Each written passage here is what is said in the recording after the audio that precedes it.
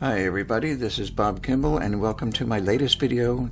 This is part 1 of my rock painting I call Stormy Seas. This will be a 4-part series and part 2 will be out soon. I'll be using only 8 colors for this painting, and they are Titanium White, Dioxazine Purple, Phthalo Blue, Manganese Blue, Teal, Raw Umber, Sap Green, and Green Gold. If you don't have these colors, you can just use whatever similar colors you have on hand. They don't have to be exactly what I use. So I just want to start off by using 2 colors for now, because if I squeeze out too many colors too soon, it might dry out on the palette before I even start to use them. So I'm just going to start with blue and purple for now. All I'm going to do at this point is put some color in the sky and water just to get started and get the flow of the painting going.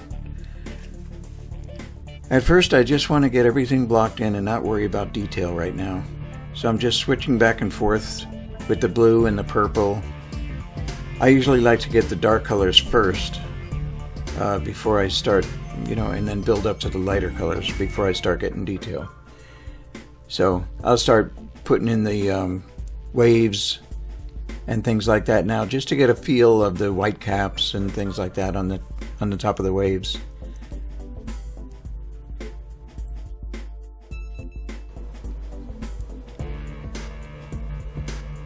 Okay, now I'm going to use some green gold for the cliff area that's going to hold up the lighthouse.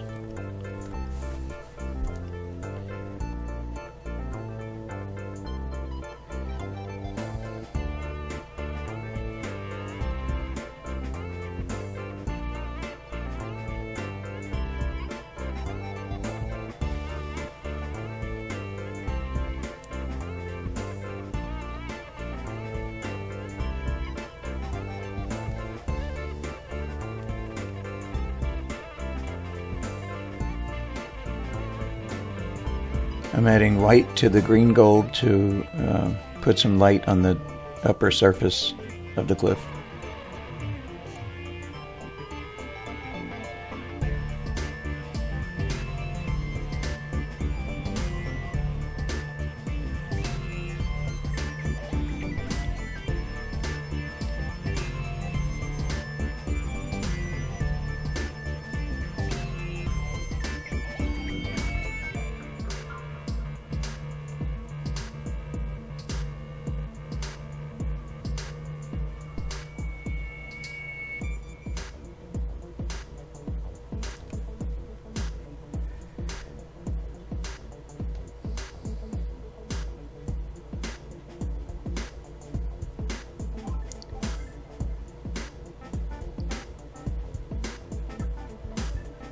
Right now I just have the rock color as the darks,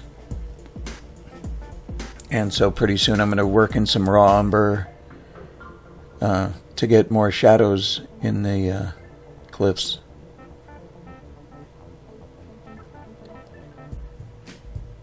I just pretty much make it up as I go along. I have an idea of what I want the painting to look like, but as I'm going I just make it up as I go along and see what color looks better here and better there. And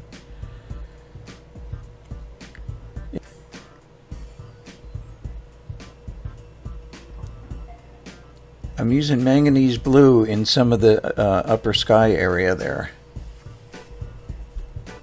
for now.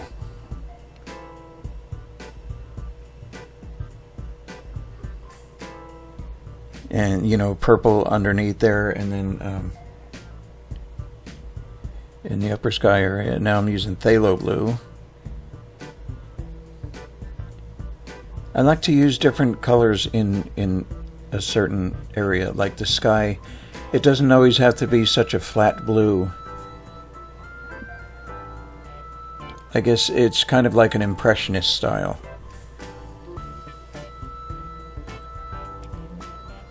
To get different colors in there, because that makes it more interesting.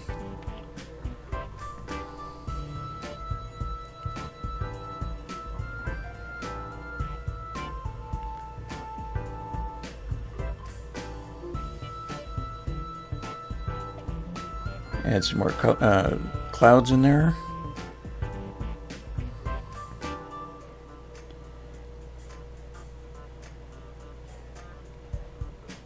And sometimes I use my finger like this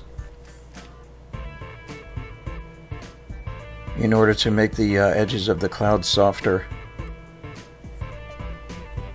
If I see that it's too thick or too hard on the sides, on the edges of the cloud, then sometimes I'll just use my finger to smooth out the edges a little bit.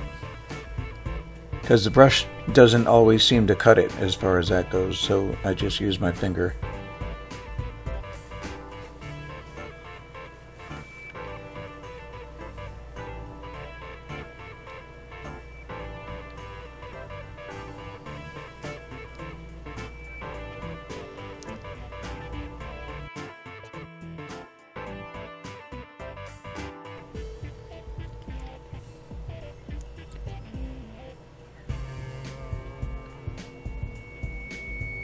And a little more clouds over there.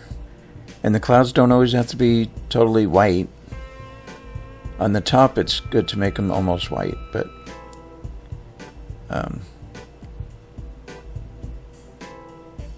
I'm making some of them purple and blue. Give them some lining, silver linings. That's the top of the waves.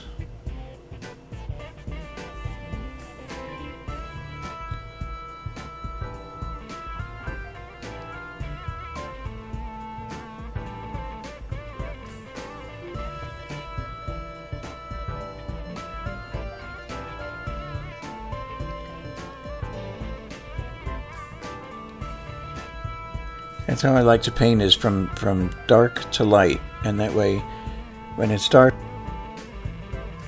you start adding the lights in, and then it starts to pop. So it's good to gradually go, you know, that's the way they usually teach, is to start from the darks to light. It's not that everybody paints that way, but I think most people do. I know I do.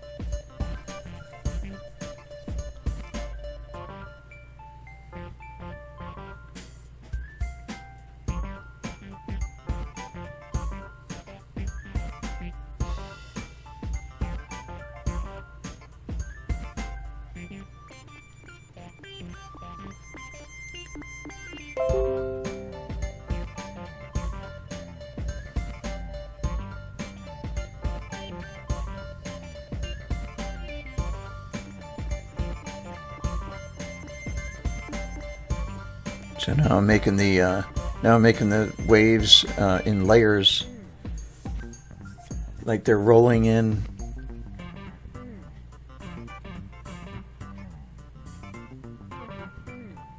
Rolling in and then crashing.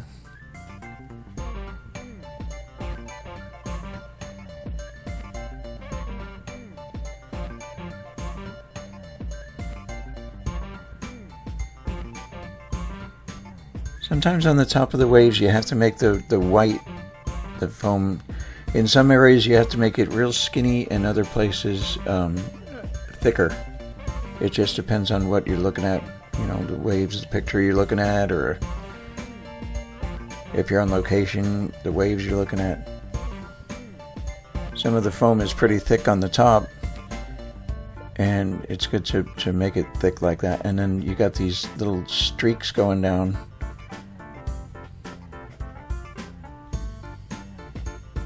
From the top of the wave to the bottom. And when you make those like veins through the wave, they have to curl with the wave. If they're off a little bit, it won't work.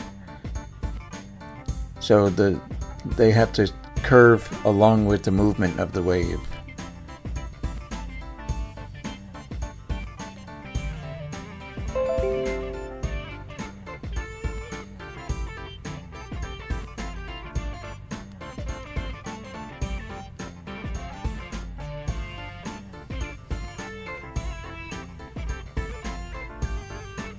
In these waves, I'm putting in a little bit of blue, mainly for the shadow underneath the foam, to give the top of the foam some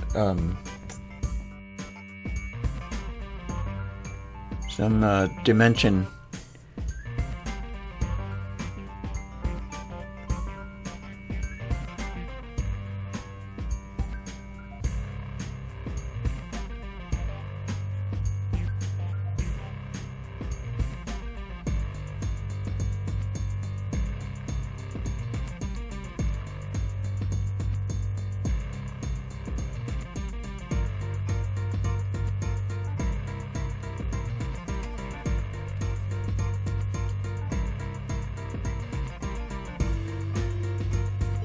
Painting waves is not a gimme.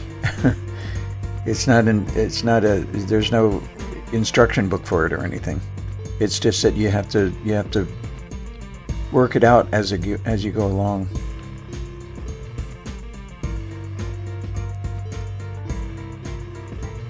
It's a lot of fun to figure them out, though.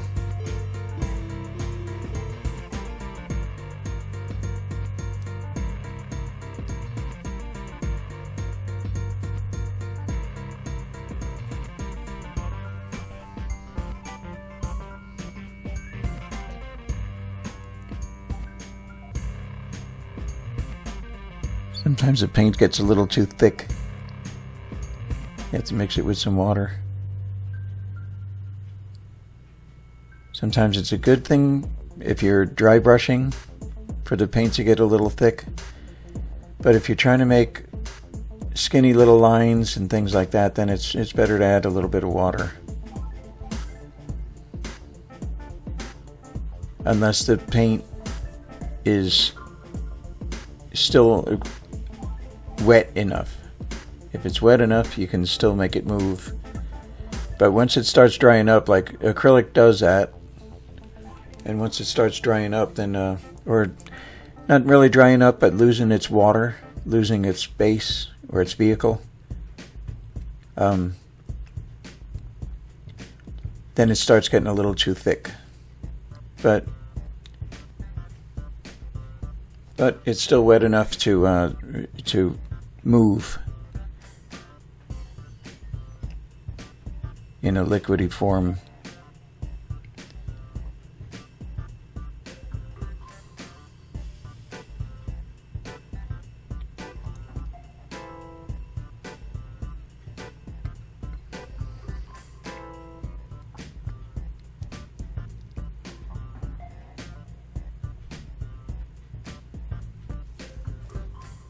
And as you can see here, it's good to use a liner brush. For most of the wave, it's good to use a liner brush or a really small brush, because they're pretty tedious if you want to make them look right. There's nothing quick about them. It's not like painting a tree or anything. Trees are a lot less tedious, but waves are very tedious because they're highly detailed.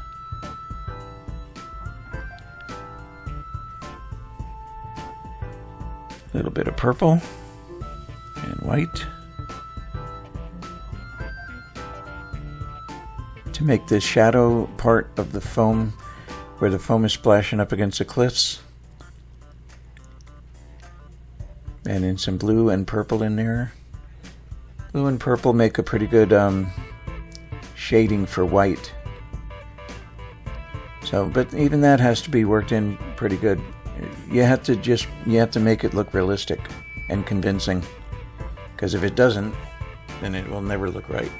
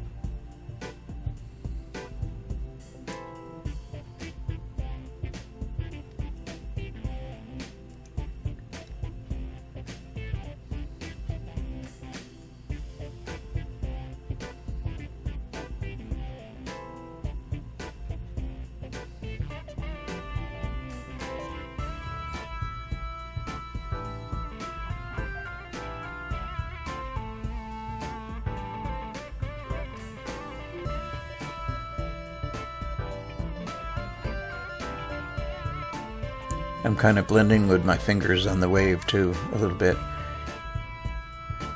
Because there's some areas that look a little soft. Or like it's sprayed, like it's spraying up in the air.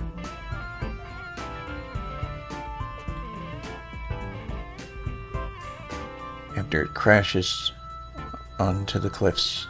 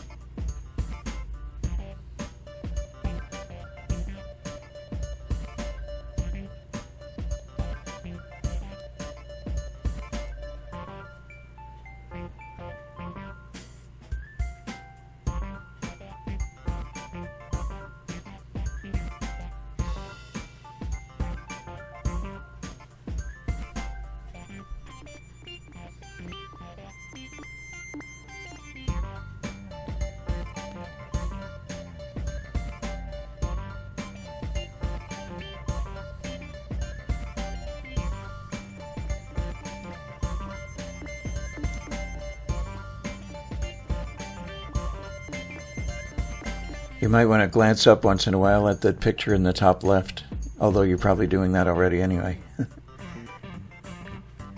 Just for reference sake.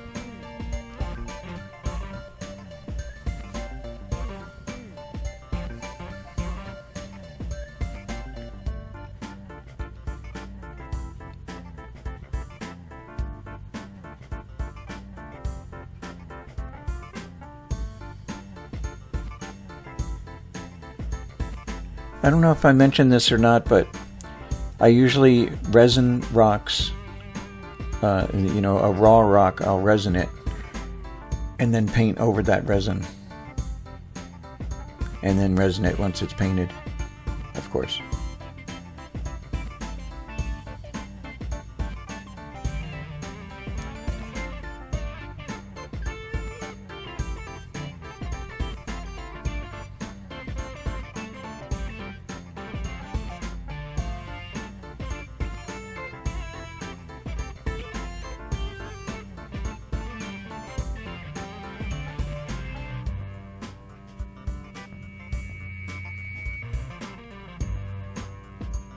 I like to paint the rocks on a swivel too, like I have on here, because it gives me more different angles to look at it. And also it makes it easier to paint the sides of the rock too. I would highly suggest it. I used to hold rocks in my hand when I painted them, but it got to be a little uncomfortable doing that.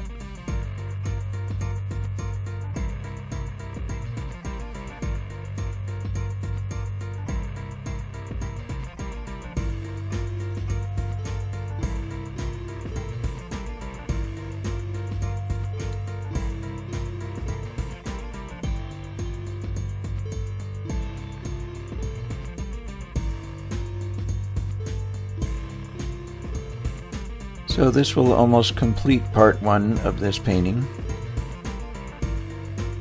I'll start working on part two and have that done in a couple of days.